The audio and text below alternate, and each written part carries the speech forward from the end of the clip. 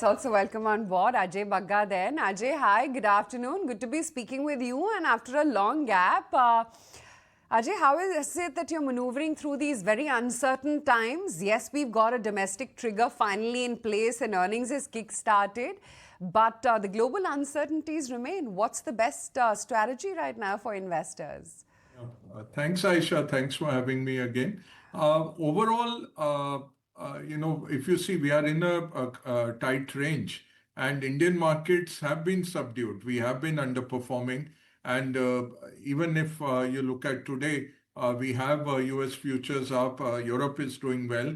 We saw Hong Kong and China close up, and Australia hit an all-time high. So nothing very wrong in the global scenario. We are actually not seeing the flows from the FPIs. That's one big reason, more because of our higher valuations and earnings being underwhelming. So the catalyst has to come domestically. I think the global issues are more or less getting sorted out. We will eventually walk into a 15 to 20% tariff deal with the US. That's baked into the markets, but there would be some relief there. We thought this year would be a more domestic sectors year. That is playing out, but bank NPS going up has been one issue, and now we are waiting for the big banks to come in to really see. Shaktikant Das had called this out last year, and when he put some kind of brakes on the unsecured consumer lending. Now it seems to be rearing its head. We are hoping it's a one company kind of an issue and not industry-wide. That is what is spoiling the sentiment today for the banks, that how much of a morass is the unsecured consumer lending in. Remember, we have seen quite a bit of write-offs on the microfinance or the subprime book. So those have seen some cuts, those have got digested. These numbers are not really earth-shatteringly bad. It is a slight slippage happening on the unsecured consumer. But the issue is, how is the trend? What is the trajectory? And is it industry-wide? I think those are the big questions. And those will get answered over the next 2 weeks. Mr. Bagga, hi. I was reading something that you've recently written about the tariff impact that we're seeing play out in the US, and a trend that you have pointed out is de-inventorization. That's taking place in the US right now. It's affecting export-import players, the end consumers, and the entire retail basket. Do you believe a similar theme could play out here if we see a little bit more uncertainty with our deal with the US?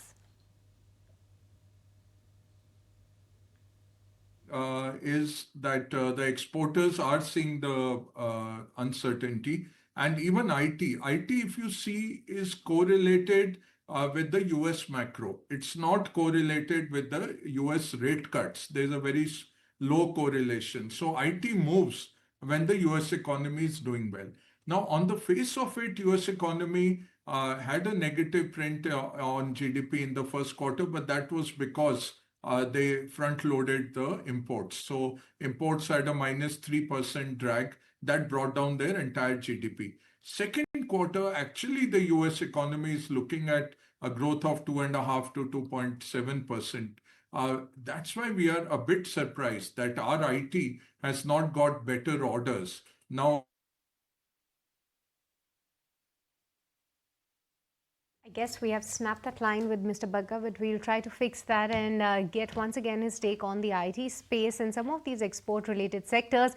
But meanwhile, let's shift focus to Greenlam Industries, as the company has announced that it is making an investment of 1,147 crore rupees in Andhra Pradesh to set up high-pressure laminate particle board manufacturing facility. Ashesha is here with more details on this one. Take it away, Ashesha. Well, yes, Greenlam Industries is in focus as the government of Andhra Pradesh has approved setting up South India's largest laminate facility in Andhra Pradesh. Now, remember, this will be done with a total investment of about 1,147 odd crores, and the Andhra Pradesh government will also be providing some kind of incentive.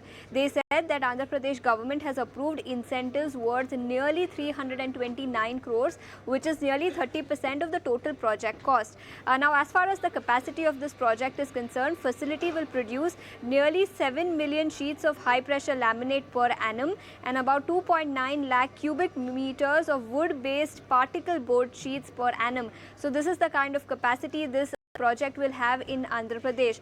Now remember, Indian home decor market is huge and it is expected to grow going forward. In 2023, the total market size stood at about $33.5 billion. This is expected to rise to nearly $41 billion by 2028, implying a CAGR of over 4% over the next 4 to 5 years. Rising living standards and increased consumer expenditure on home decor items are the likely factors which will drive home decor market going forward. So yes, Greenlam Industries is in focus on the back of this 1180 crore capex announcement that has been announced, and Andhra Pradesh government will be providing nearly 30% of the total cost as incentives to the government. Okay, so that's the take on that. And Natisha, thank you so much for joining us with the update on that stock. But let's get in some closing ideas from our technical experts. Vinay, you go first, and where are you placing your BTST trades for the day?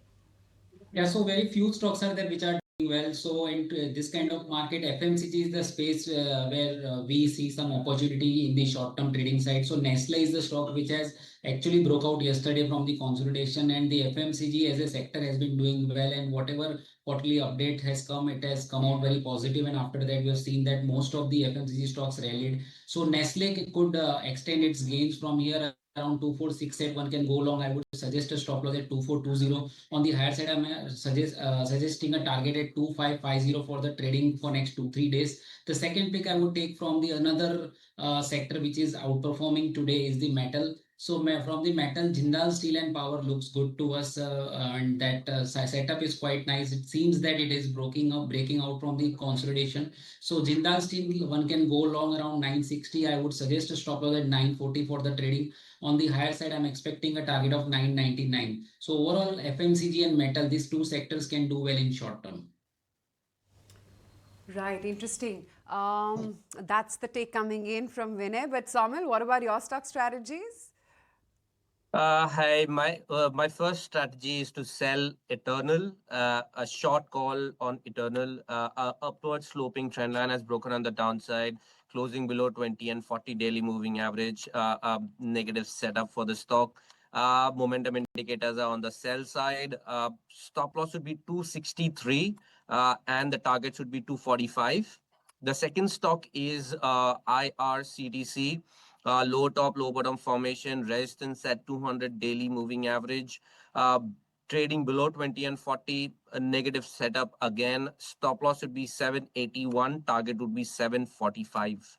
Mr. Bagga, you have already shared your take on the banking sector, but with the earnings season in full swing, we have already seen that disappointment coming in from the IT pack. Help us understand that sectorally, any particular pocket that is looking good to you right now, where you are building hopes for a better number maybe? I think cement, you will see good numbers. Rest is looking a bit disappointing. So the good news is most of it is in the price. So it has got factored in already. We don't expect major cuts in this market. Here on, the global situation is much better. One catalyst will be a deal, tariff deal coming through finally. That will be one catalyst. Second will be Snapping that line a little too often. But let me take it across to Saumil. And Saumil, highlight the charts of ICICI Bank for us ahead of the numbers over the weekend. You're seeing a sudden spurt up in the counter. Yes, actually a little surprising. It has taken support at the lower end of the Bollinger Band, and it has spiked very surprisingly. It has a resistance of 20 and 40 daily moving average, which is around 1431. So I'll still wait for a breakout above that level. Overall, if you see, there is a big range forming for ICICI Bank between 1400 and 1450. So this 50-point range is where this counter is consolidating, and I'm expecting this consolidation to continue. Overall, if you see HDFC Bank, Other banks are not looking that great, and ICICI Bank would remain this in this range. So I'm a little negative on Bank Nifty as well because it is trading below 20 daily moving average as well. But while we're talking about some major earnings, all eyes are going to be on Reliance as well as Reliance Jio later today. Both of them expected to come out with their set, and in fact for Reliance we're expecting it to be a good quarter this time around because the oil and gas conglomerate is expected to report good show with profits expected to jump as much as 14%. Ashesha is joining in to let us know and in fact highlight what we can expect from the earnings of both Reliance as well as Reliance Jio. Ashesha. Well, yes, for Reliance Industries on a consolidated basis, we are expecting net revenue to come in at 2,45,700 crores, which will be a marginal drop of about 6% on a sequential basis. But on the flip side, on the bottom line, we are expecting an uptick. So EBITDA could surge by about 2% and margins are expected at 18.3% versus 16.8% that the company had reported in the previous quarter.